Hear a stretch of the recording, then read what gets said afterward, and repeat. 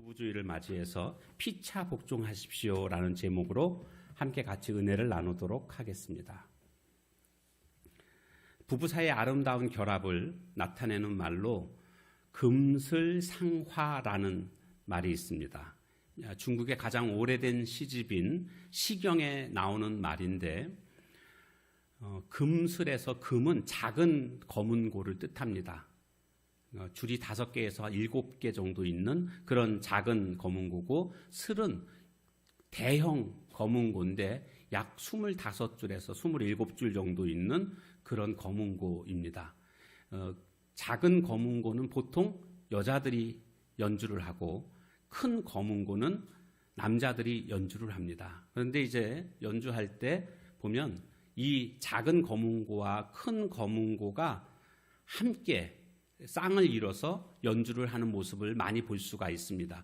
그 이유는 이 두 가지의 이 검은고 소리가 아주 조화롭게 음악을 만들어내고 있기 때문입니다. 그래서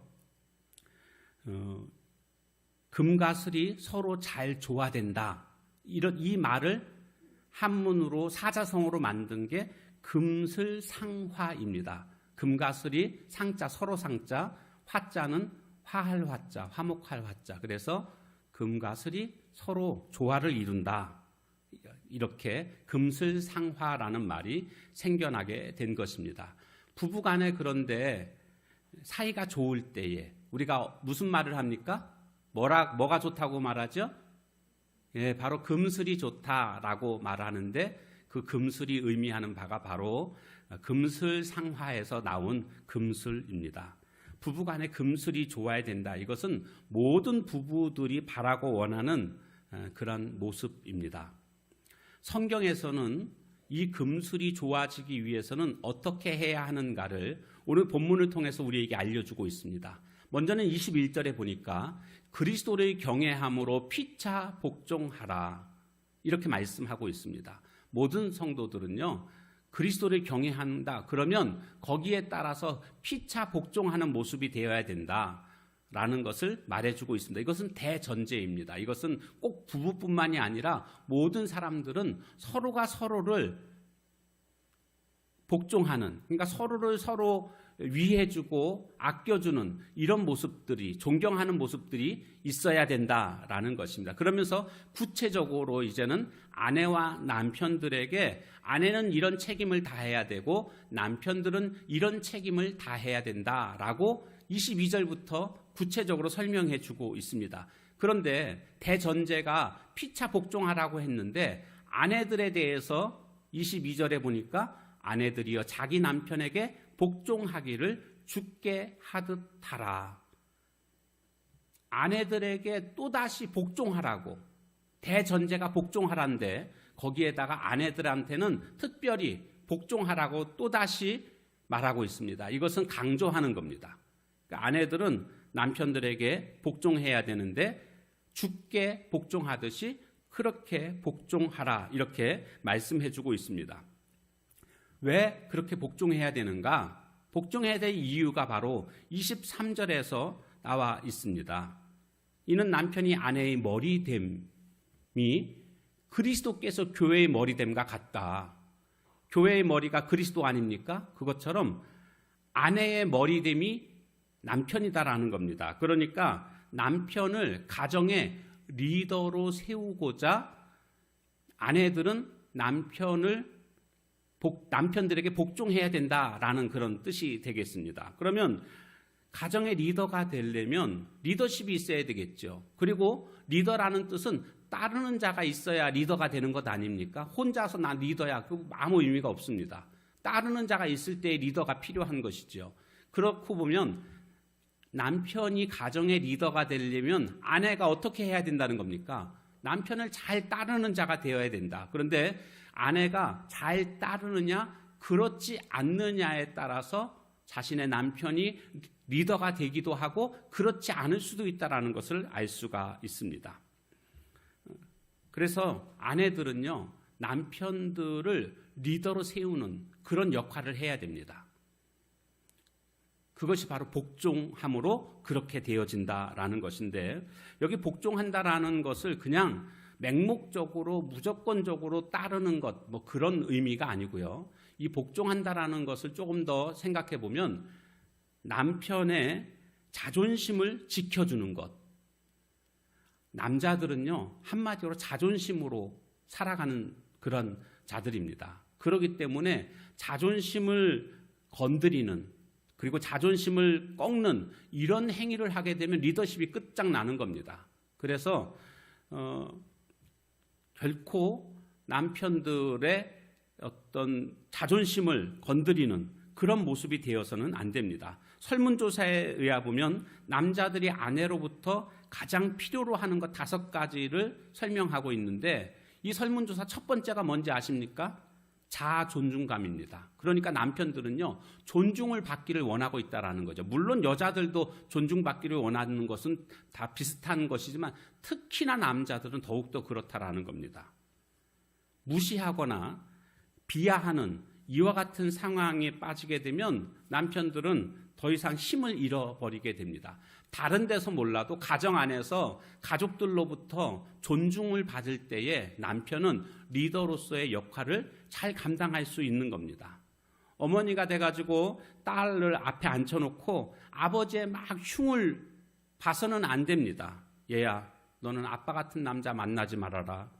엄마가 실수한 게 한 가지 있다면 네 아빠와 결혼한 거다. 뭐 이렇게 얘기해서는 안 된다라는 겁니다. 이런 얘기를 하게 되면 딸들이 뭐라고 얘기하겠습니까? 엄마는 내가 볼 때 결혼 잘못한 것 같아. 뭐 이런 얘기를 하지 않겠습니까?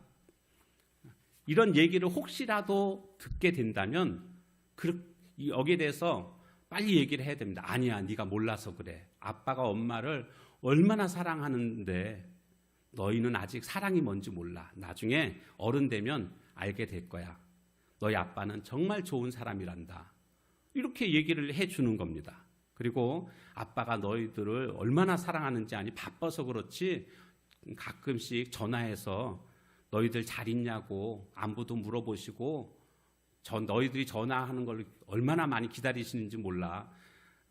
이렇게 얘기를 해주면 아이들이 아빠에 대한 이미지가 좋은 쪽으로 그렇게 바뀌게 되지 않겠습니까? 그러면 아빠의 권위를 인정해드리고 온 식구들이 리더로 세워주게 되면요, 아빠는 진짜 참된 리더가 되는 겁니다. 폭군이 되는 게 아니고요, 진정한 리더가 되는 거죠. 사람들은 그렇게 칭찬해주고 세워주면은요, 그 칭찬 들은 것이 좋아가지고 진짜 그런 사람이 됩니다. 여러분 많이 느끼지 않습니까? 근데 막 야단치고 그러면 오히려 깎아내리고 그러면 그냥 망가지는 모습들을 볼 수가 있습니다. 그렇기 때문에 아내들은 특별히 남편들을 존중해주는 그런 모습이 될 때에 아내의 책임을 다하는 그런 모습이 되는 것을 볼 수가 있습니다. 그런가 하면 또 아내는 남편에게 영광스러운 존재가 되어야 합니다. 여기 영광스러운 존재라는 것은 무슨 뜻이냐 하면 남자가 남편이 아내를 자랑스러워하는 그런 자가 되어야 한다라는 거죠. 저의 취미 생활 중에 하나가 뭐냐 하면 장 보는 겁니다. 장 보는 걸 제가 굉장히 좋아합니다. 혼자 하는 거는 조금 그렇고요. 뭐 어쩔 수 없이 혼자 해야 될 때는 혼자 뭐 할 수도 있겠지, 혼자도 할 수밖에 없다 할지라도 저는 아내하고 같이 장 보는 걸 굉장히 좋아합니다.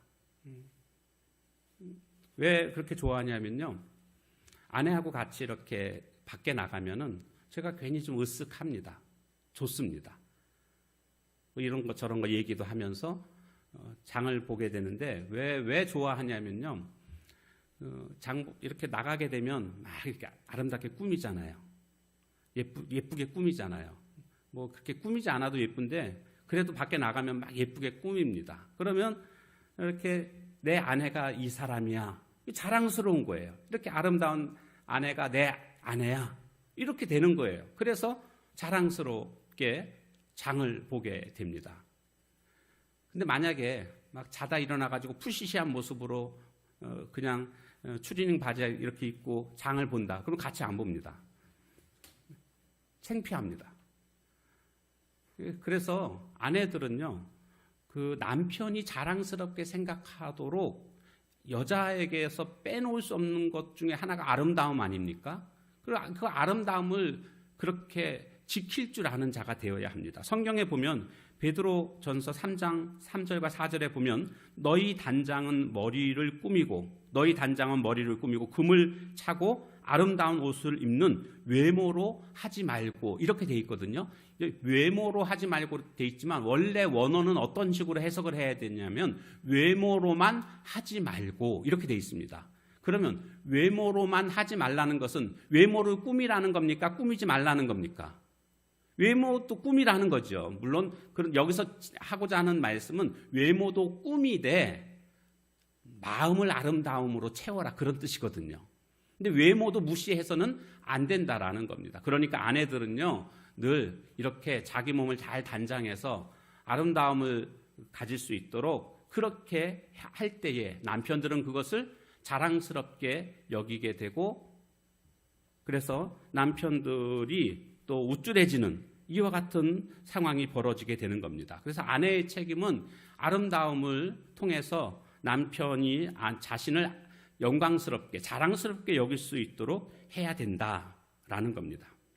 자, 그런가 하면 이제 그 다음부터는 남편의 역할, 남편의 책임에 대해서 말씀하고 있는데 25절 말씀 같이 읽어볼까요? 시작. 남편들아 아내 사랑하기를 그리스도께서 교회를 사랑하시고 그 교회를 위하여 자신을 주심같이 하라. 여기 보니까 남편들아 아내를 뭐 하라고요?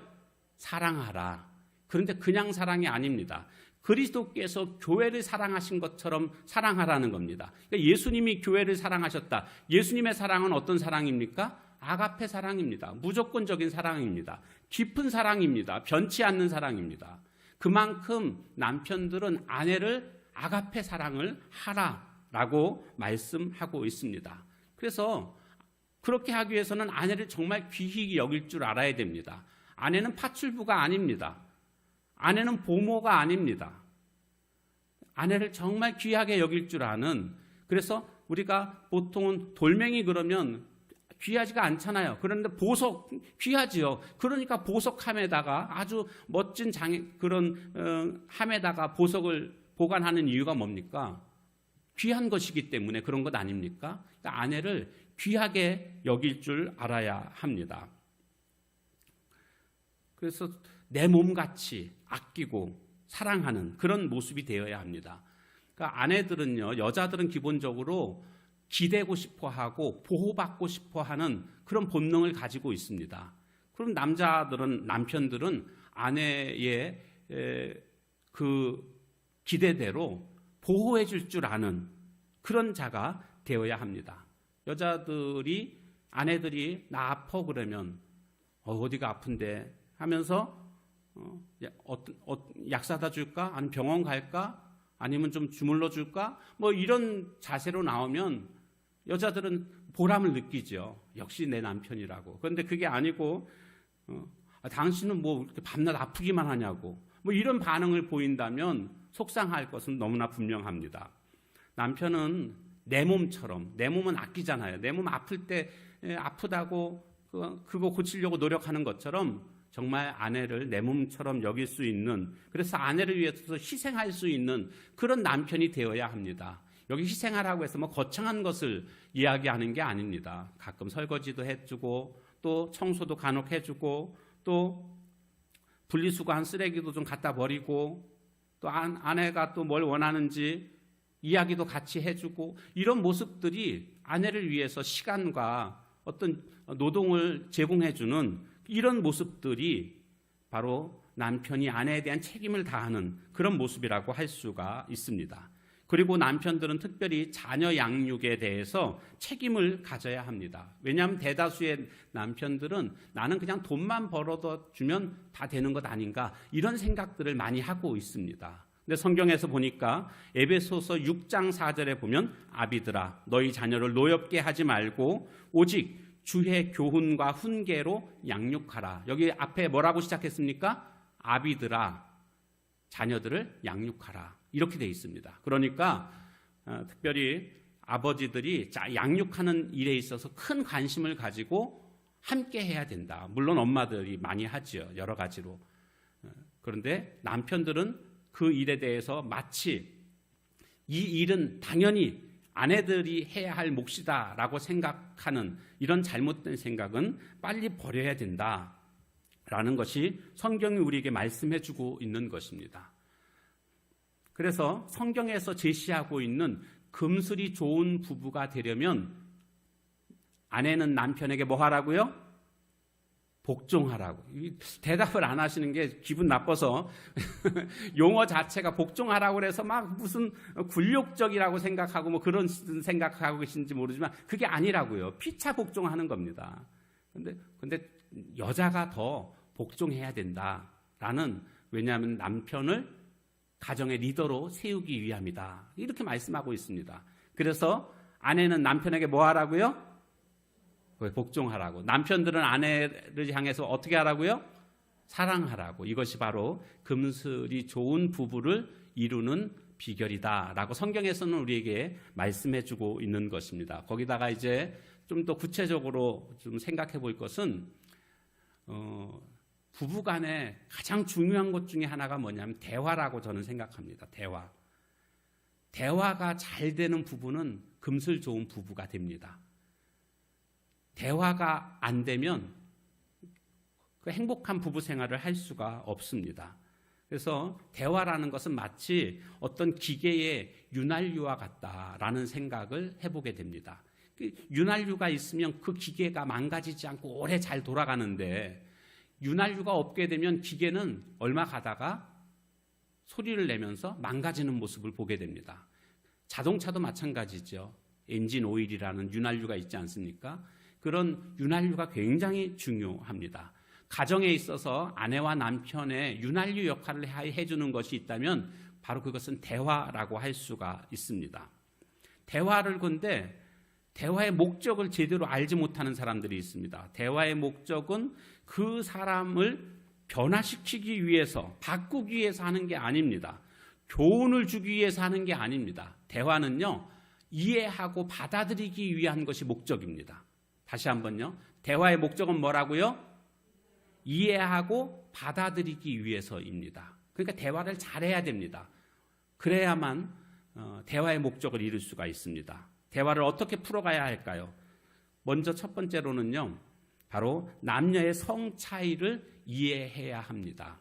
성 차이를 이해하지 못하게 되면 대화가 안 됩니다. 왜 저렇게 생각하지? 왜 저렇게 말하지? 계속 이상한 사람 취급하게 됩니다.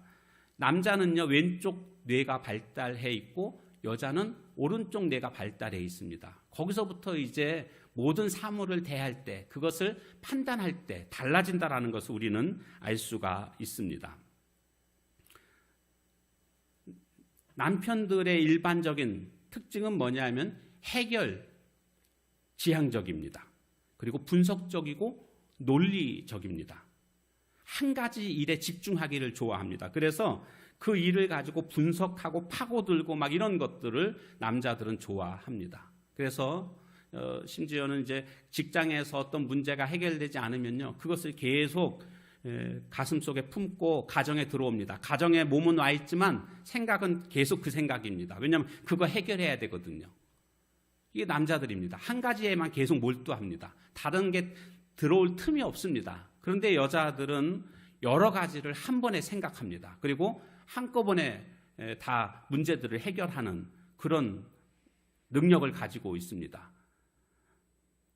그러다 보니까 여자들은 대화할 때도요, 벌써 머릿속에 몇 가지 그림이 그려져 있습니다. 이 사건, 저 사건, 또 다른 사건, 이 세 가지 벌써 사건들이 이미 그림을 다 그려놓고 이미 결론까지 다 나와 있습니다. 있잖아요 하면서 이야기를 시작할 때 벌써 이미 결론까지 다 나와 있습니다. 그러다 보니까 얘기를 할 때 앞에서 얘기했다가 뒤에 얘기하고, 왜요? 그림이 다 그려져 있으니까 벌써 막 건너뜁니다, 얘기가. 그리고 A 얘기하다가 갑자기 B 얘기를 합니다. 왜요? B 얘기도 벌써 이미 머릿속에 다 그림 그려져 있거든요. 남자들은 하나만 알잖아요. 그러니까 무슨 얘기하는지 도무지 알아듣지를 못합니다. 여러분의 남편들이 얘기 잘 알아듣습니까? 잘 못 알아듣는 이유가 그겁니다. 여자들이 얘기를 할 때 논리적으로 얘기를 하지 않습니다. 서론, 본론, 결론 이렇게 얘기하지 않고 막 여기 얘기했다 감정적으로 뭐 또 갑자기 막 건너뛰어서 얘기를 합니다. 그리고 또 갑자기 또 딴 얘기를 합니다. 막 생각 가는 대로, 감정이 가는 대로 막 얘기를 하는 겁니다. 그렇기 때문에 남자들이 잘 알아듣지 못하는 이런 모습들을 볼 수가 있습니다. 근데 그게 원래 여자는 원래 그렇고 남자는 또 원래 또 그렇습니다. 서로가 다른 겁니다. 이거를 이해하지 못하면 대화가 안 되는 겁니다. 또 남성들은요, 또 보면 일반적으로 객관적인 성향을 가지고 있습니다. 근데 여성들은요, 아주 주관적인 경향을 가지고 있습니다. 어떤 사건을 대할 때, 예를 들어서 축구 경기를 우리나라하고 일본하고 한다. 근데 단독 찬스인데 우리나라 국가대표 선수가 슛을 하려고 하다가 쫙 미끄러져서 넘어졌다. 그러면 남자들은 어떻게 하는지 아십니까? 저런 바보, 뭐 이렇게 얘기를 합니다. 거기서 왜 미끄러져서 넘어지냐고. 그 결정적인 찬스에서. 왜요? 남자는요, 지금 관심은 딱 하나입니다. 이기냐 지냐. 이게 딱 남자들의 관심입니다. 근데 여자들은요, 그 선수가 내가 좋아하는 선수면요, 이기냐 지냐보다도 좀 다치면 안 되는데 뭐 이런 생각들을 합니다. 감정이 우선이라는 거죠. 저 사람 다치지 않았나? 뭐 이런 생각들을 하는 겁니다.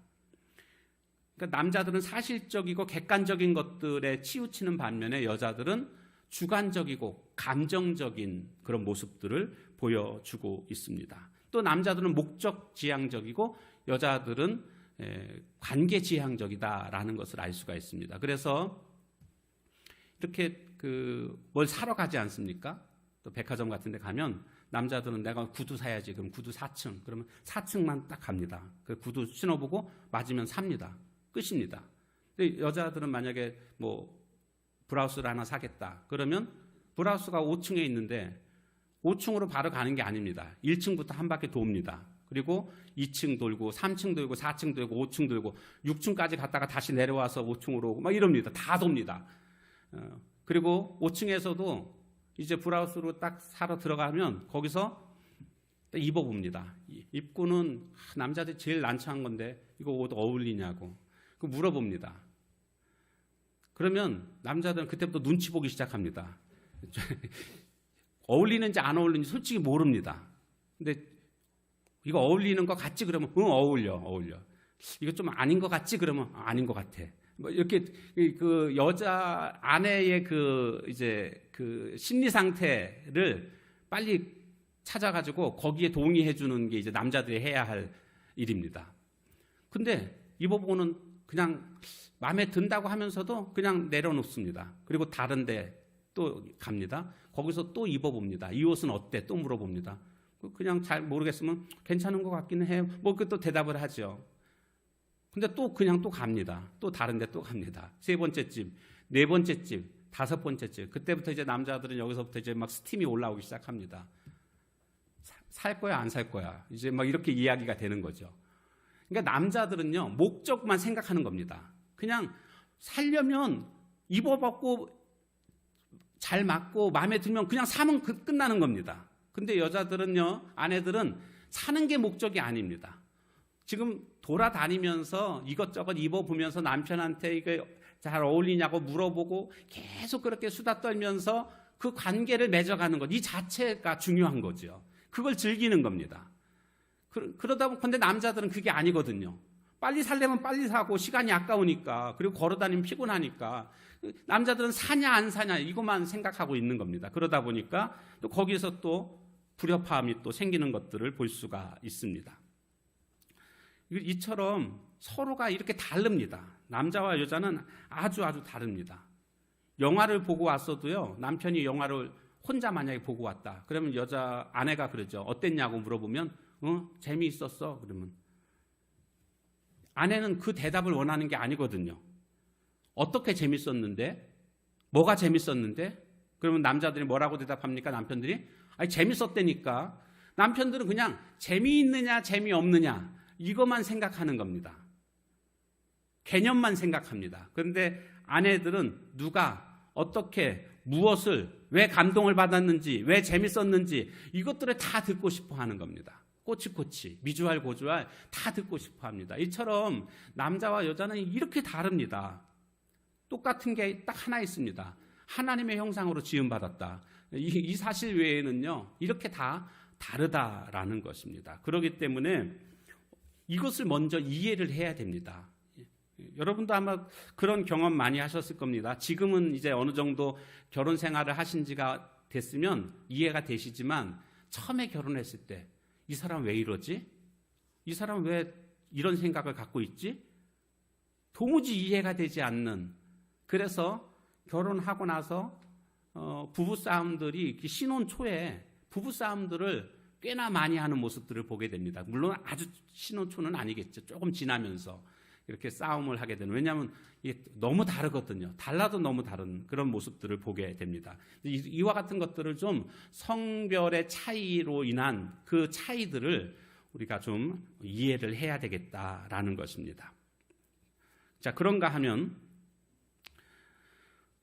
두 번째로는요, 배우자의 말에 경청할 줄 알아야 됩니다. 경청하는 것. 그래서 야고보서 1장 19절 말씀에 보면 듣기는 속히 하고 말하기는 더디하라, 이런 말씀이 있지 않습니까? 그러니까 배우자의 입장에서, 남편의 입장에서, 아내의 입장에서 말을 좀 잘 들어주는 것이 중요하다라는 것이죠. 말을 잘 들어주는 것. 나는 말을 잘 못해.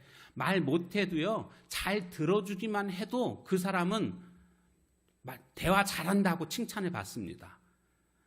딴 생각하지 말고 그 말을 잘 들어주는 겁니다. 경청한다는 것은 그냥 가만히 들어주는 게 아니라 그 말에 맞장구를 쳐주는 거죠. 그래서 어떻게 됐는데? 뭐 이러면서 계속 질문하면서 맞장구만 잘 쳐줘도 그것은 아주 훌륭한 대화법이라고 할 수가 있습니다. 배우자의 말을 경청해 주는 것. 그래서 철학자 제노라는 사람은 이런 말을 했더라고요. 창조주는 왜 하나의 입에 두 개의 귀를 주셨는가? 그것은 말하는 것보다 듣는 것을 갑절로 하라는 창조주의 계획하심 때문이다. 이렇게 해석을 하고 있는 것을 보게 됩니다. 그러니까 입은 하나고 귀는 두 개지 않습니까? 두 배로 들으라, 그런 뜻이죠. 한마디 할 때 두 마디 들어라, 그런 의미로 해석을 하고 있다라는 것입니다. 그래서 말을 좀 잘 들어줄 수 있는 그런 대화가 돼야 된다. 대화법 잘 들어주어라. 그리고 세 번째로는 너무 빨리 말하지 말라는 겁니다. 여기 빨리 말하라는 것은 속도를 의미하는 게 아니고요. 그 잠언 18장 13절에 보니까 사연을 듣기 전에 대답하는 자는 미련하여 욕을 당하느니라. 그 사람이 말하는 것을 끝까지 좀 들어주는 그런 기다림이 있어야 된다라는 겁니다. 때로는 다 듣지 못하고 말허리를 끊어서 막 이야기를 하게 되면 상대방에서 무슨 말을 합니까? 내 말 아직 안 끝났다니까 내 말 들어봐, 이런 이야기들을 하는 것들을 우리는 경험하게 됩니다. 그러니까 끝까지 좀 들을 수 있는, 너무 성급하게 판단하지 않는 그런 모습이 되어야 합니다.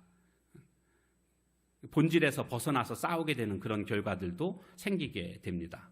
그래서 너무 빨리 말하지 말아라. 그 다음에 네 번째로는 대화할 때 과장하거나 이제 극단적인 언어들을 피해야 된다.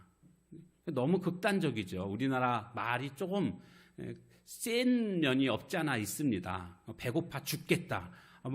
배고프면 배고픈 거지 죽을 거는 아니지 않습니까? 근데 좀 이렇게 말이 좀 셉니다. 그러다 보니까 평소에 다른 말들도 좀 과장돼서 좀 너무나 극단적으로 말하는 그런 모습들이 많이 있습니다. 뭐 예를 들자면 어떻게 그렇게 한 번도 약속을 지키지 못해? 뭐 이런 거요. 약속을 한 번도 지키지 못한 것은 아닐 겁니다. 약속 지킨 적도 있지만 마치 그냥 한 번도 약속을 못 지킨 것처럼 몰아세우는 이런 극단적인 과장된 이런 대화를 해서는 안 됩니다.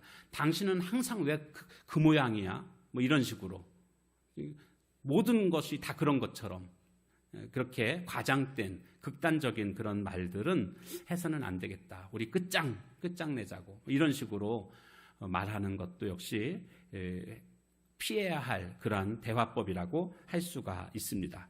자, 그런가 하면 다섯 번째로는 갈등을 긍정적으로 처리하는 법을 배워야 합니다.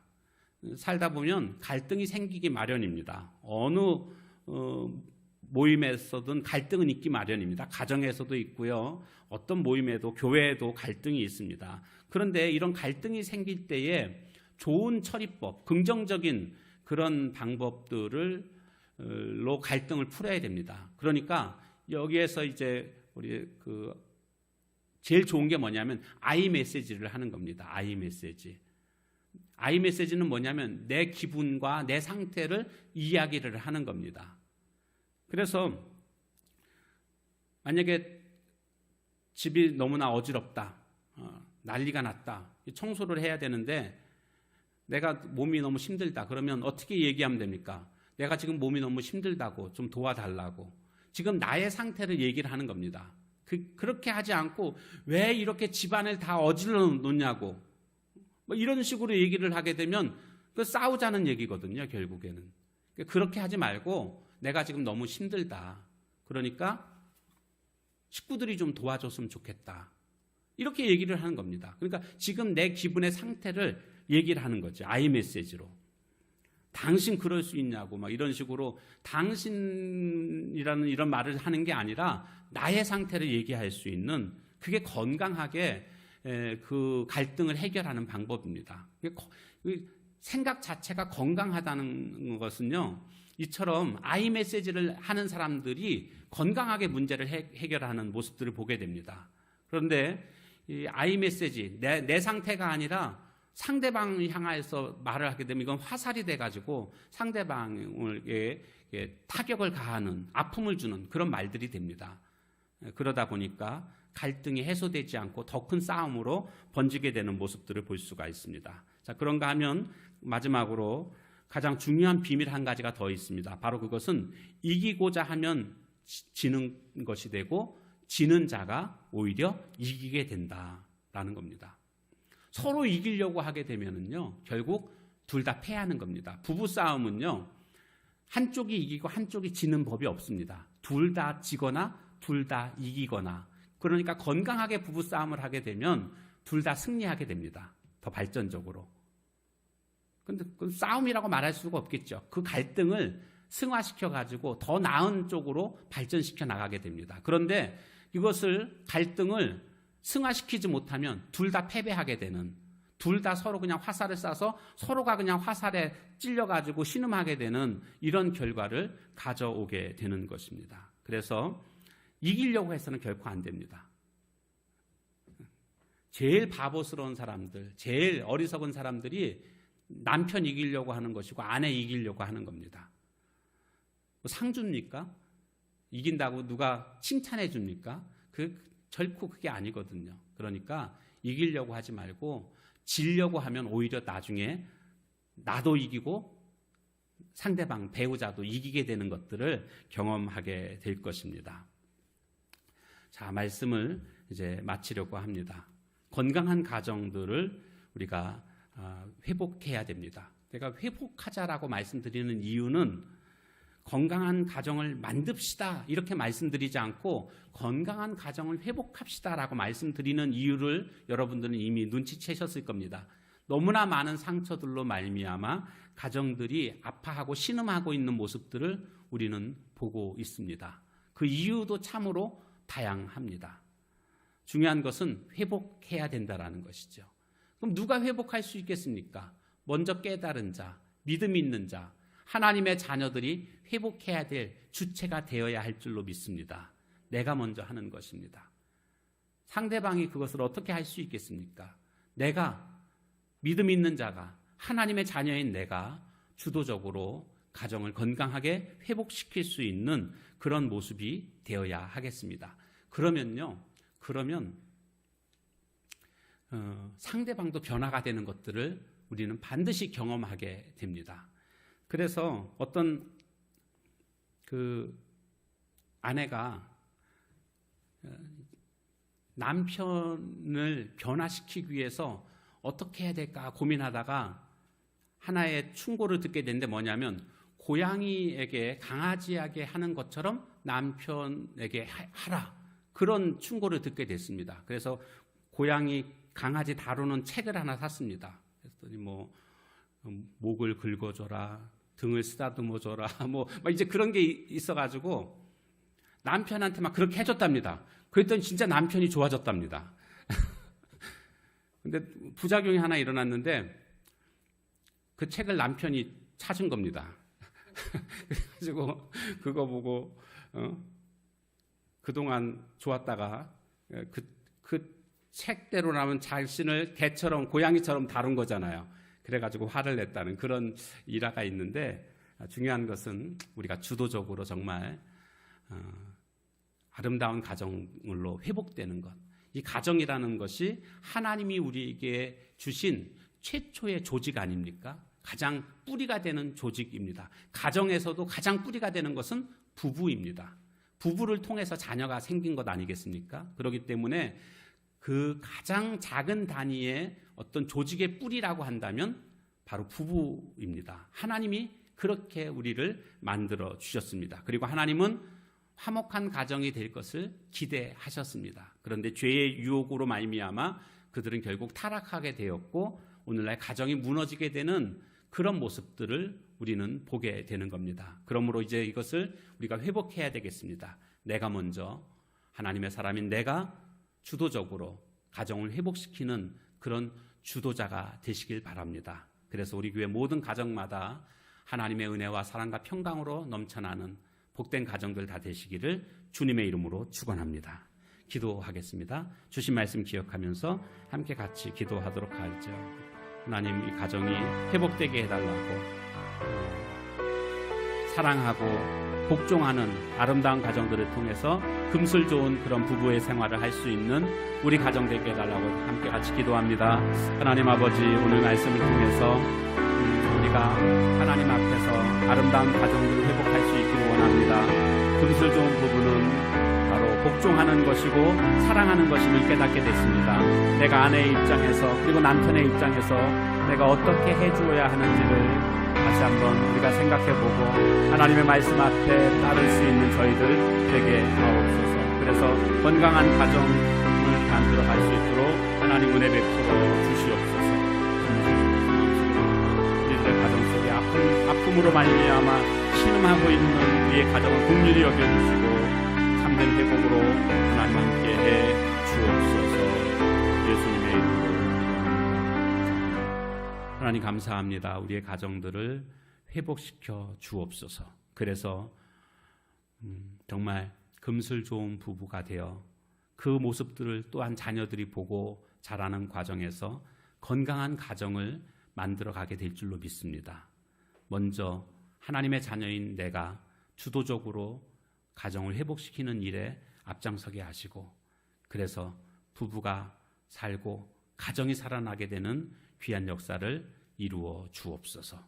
예수님의 이름으로 기도합니다. 아멘.